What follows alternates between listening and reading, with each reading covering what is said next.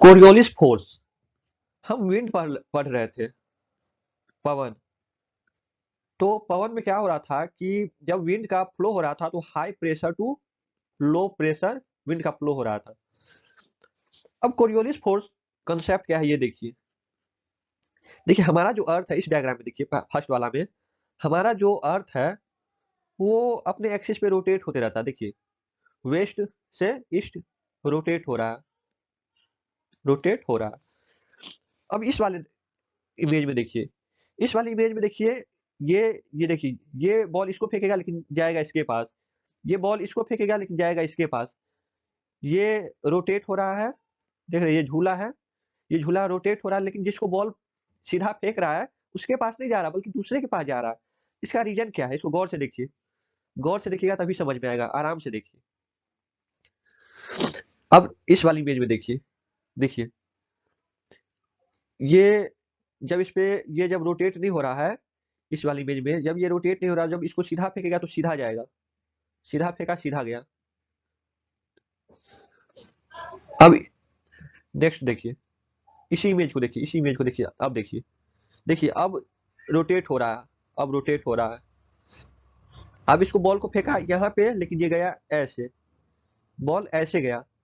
तो इसका रीजन क्या है कि जब कोई ऑब्जेक्ट रोटेट होते रहता है तो उस पे फोर्स अप्लाई होता है, उस पे फोर्स अप्लाई होता रहता है। उसी फोर्स को बोलते हैं, ये जो घुमा रहा है, डाइवर्ट कर रहा है, इसी फोर्स का नाम दे दिया है कोरियोलिस फोर्स। अब देखिए, हम विंड पढ़ रहे हैं तो विंड से समझते हैं। ये हमारा अर्थ रोटेट हो रहा है, ये हमारा अर्थ रोटेट हो रहा है। अब देखिए, ये है हाई प्रेशर, ये है लो प्रेशर।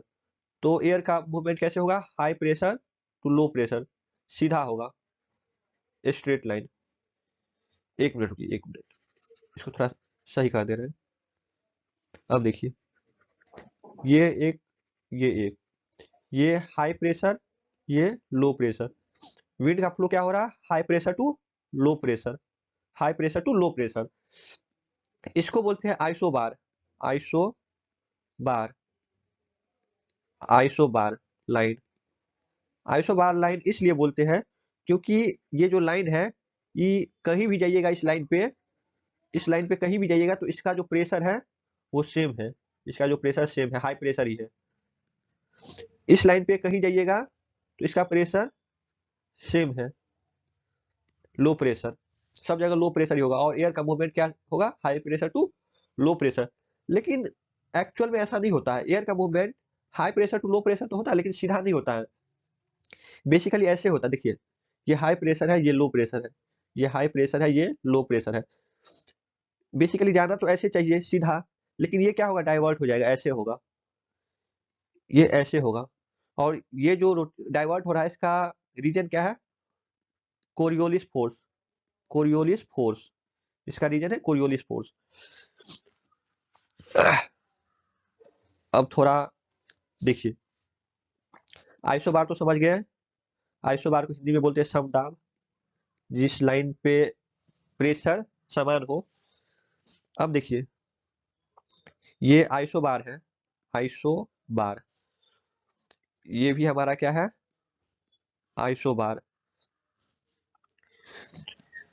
देखिए विंड का फ्लो हो रहा है, ये विंड है, और ये जो डिफरेंस है इसको क्या बोले थे हम, प्रेशर डिफरेंस, प्रेशर डिफरेंस, या इसी को प्रेशर ग्रेडियंट, प्रेशर ग्रेडियंट बोले थे।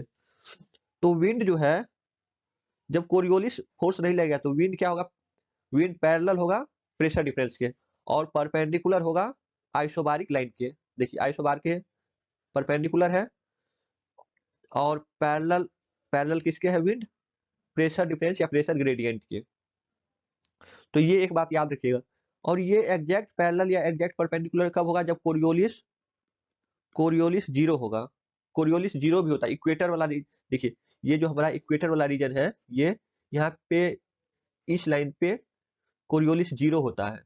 तो याद रखिएगा कि इक्वेटर के रीजन पे विंड का कोई कोरियोलिस इफेक्ट नहीं डालता है। अब देखिए, ये एट इक्वेटर वाला रीजन ले लीजिए, जहां पे कोरियोलिस फोर्स क्या होता है, 0। इक्वेटर के अलावा नॉट एट इक्वेटर, इक्वेटर को छोड़ के कोरियोलिस क्या होता है, कोरियोलिस नॉट इक्वल टू 0। तो ये यहाँ क्या होगा, देखिए ये आइसोबार है, आइसोबार, ये आइसोबार, ये हमारा wind,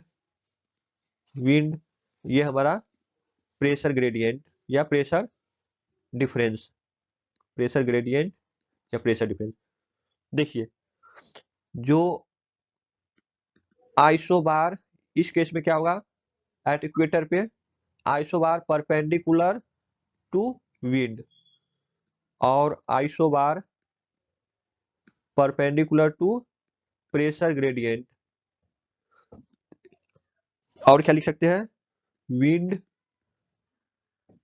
parallel, wind is parallel to, wind is parallel to pressure gradient, wind is parallel to.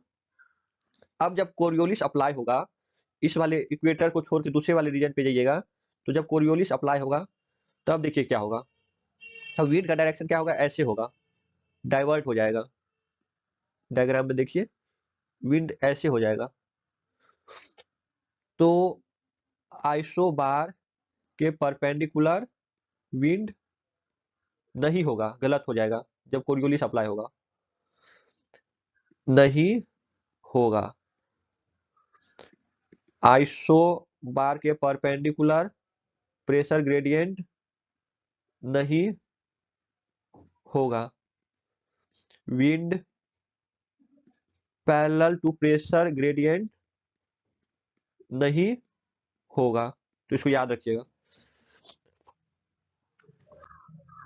अब कोरियोलिस इफेक्ट क्या, देखिए the Coriolis effect which is a result of earth rotation cause of moving particles such as air to be deflected, देखिए to be deflected to the right in the north hemisphere. देखिए ये हमारा अर्थ है, अर्थ को हम क्या बोले हैं कि ये हमारा नॉर्थ हेमिस्फीयर है, ये हमारा नॉर्थ हेमिस्फीयर है, ये हमारा साउथ हेमिस्फीयर है। देखिए जब नॉर्थ में विंड का फ्लो कीजिएगा ना, देखिए विंड जब नॉर्थ में फ्लो कीजिएगा इसमें, तो इसको विंड का डायरेक्शन क्या होगा, राइट शिफ्ट हो जाएगा, राइट शिफ्ट, ओरिजिन से राइट शिफ्ट। तो मान लीजिए कि ये ओरिजिन है और विंड का फ्लो सीधा होना चाहिए जब कोरियोलिस 0 हो, लेकिन जब कोरियोलिस इंपैक्ट करेगा तो ओरिजिन से राइट क्या होगा, ये हमारा हाथ, अपना हाथ देख लीजिएगा, राइट। अगर विंड का फ्लो ऐसे हो रहा है, ये ओरिजिन है, विंड का फ्लो ऐसे हो रहा है,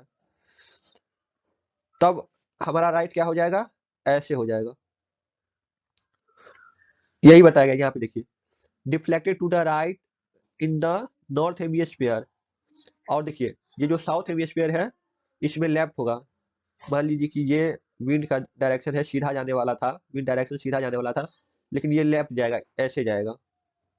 और मान लीजिए कि ओरिजिन ये है, यहाँ से इधर आया, तो ओरिजिन से लेफ्ट ऐसे जाएगा, तो यहाँ पे क्या हो जाएगा, लेफ्ट शिफ्ट। ये कहाँ से हो रहा है, ओरिजिन से देखेंगे, ओरिजिन से राइट शिफ्ट या लेफ्ट शिफ्ट, यही दिया गया left in the south hemisphere. ये जो अभी बताया कि नॉर्थ हेमिस्फीयर में जो राइट शिफ्ट होता है, ये देखिए राइट शिफ्ट ओरिजिन से, ये ओरिजिन है, यहाँ से राइट शिफ्ट हुआ, ये देखिए ये ओरिजिन है, यहाँ से राइट शिफ्ट हुआ। आप एक दो बार हाथ को देखिएगा ओरिजिन के पास, ओरिजिन की ओर घूम जाइएगा और अपना राइट हैंड से इसको फ्लो कीजिएगा तो समझ में आ जाएगा। और ये जो साउथ हेमिस्फीयर में जो लेफ्ट शिफ्ट हो रहा है उसको भी आप देख सकते हैं इस डायग्राम से, वही चीज है। ये जो साइंटिस्ट नाम दिया था कि राइट शिफ्ट या लेफ्ट शिफ्ट होगा, इसका नाम था फेरल, फेरल का नियम, इसको फेरल का नियम बोलते हैं, वही चीज है। अब देखिए हमने नोट्स बना दिया था, आइसोबार लाइन समदाब रेखा जिसमें दाब क्या है, प्रेशर क्या है, सेम है, ये आइसोबार लाइन 1 हो गया, ये आइसोबार लाइन 2 हो गया। विंड का फ्लो हो रहा है सीधा प्रेशर डिफरेंस के सीधा, जब कोरियोलिस क्या है 0। देखिए आइसोबार लाइन परपेंडिकुलर जाने से प्रेशर डिफरेंस मिलेगा। परपेंडिकुलर देखिए ये आइसोबार लाइन, ये प्रेशर डिफरेंस परपेंडिकुलर हो गया। आइसोबार लाइन की विंड भी परपेंडिकुलर हो गया जब कोरियोलिस 0 है। अगर सिंपल कोरियोलिस ना दिया जाए और सिंपल एमसीक्यू में पूछा जाए तो यही आप लगाइएगा, कोरियोलिस का इम्पैक्ट उस पर 0 ही मान लीजिएगा। जब कोरियोलिस उस पर अप्लाई कर दिया जाए, बता दिया जाए कि कोरियोलिस का इम्पैक्ट इस पे है, कोरियोलिस 0 नहीं है, तो ये परपेंडिकुलर नहीं होगा, ये परपेंडिकुलर नहीं होगा, ये पैरेलल नहीं होगा। वही चीज है एट इक्वेटर, जब कोरियोलिस 0 होता है, perpendicular perpendicular parallel pressure difference, इसको याद नोट्स बना लीजिएगा। कोरियोलिस जब 0 ना हो, देखिए कोरियोलिस जब 0 नहीं हो तो प्रेशर डिफरेंस सीधा है लेकिन विंड का डाइवर्ट हो रहा है, तो यही दिया गया है। एक मिनट, एक चीज याद रखिएगा, मैंने पिछले स्लाइड में गलत बता दिया था। ये जो आइसो बार है और ये जो प्रेशर ग्रेडियंट है, ये परपेंडिकुलर ही होगा। ये तो डिफ्रैक्शन विंड पे पड़ेगा ना, प्रेशर डिफरेंस पे थोड़ी ना पड़ेगा। तो इसको नोट्स में सही कर लीजिएगा। ये आइसोबार प्रेशर ग्रेडियंट के पैरेलल होगा और आइसोबार जो है परपेंडिकुलर नहीं होगा विंड के, जब कोरियोलिस 0 ना हो। और प्रेशर ग्रेडियंट और विंड ये भी पैरेलल नहीं होगा। पृथ्वी का घूर्णन, पवन की दिशा में परिवर्तन, विक्षेपण बल, Coriolis force, direction of wind, Feral का नियम, नॉर्थ राइट साइड में मुड़ना, साउथ लेफ्ट साइड में मुड़ना। Thank you.